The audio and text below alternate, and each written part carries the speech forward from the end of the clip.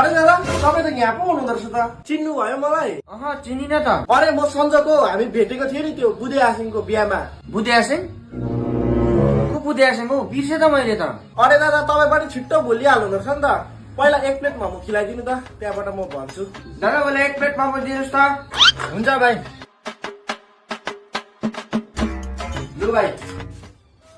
अब भन त को बुद्धि आसिङको बारेमा कुरा गरेको हाम्रो हो बुधे आसिङ उसको बिहामा क्या हामीले थप्पै थपी मासु भात खाएको थियौँ नि तर म त मासु नै खाँदिन पर्खिनु ल म हात धोएर आउँछु भाइ ऊ चाहिँ को हौ अरे त्यसको यो डेलीको काम हो सबैसँग यस्तै गर्छ अनि खाएर भाग्छ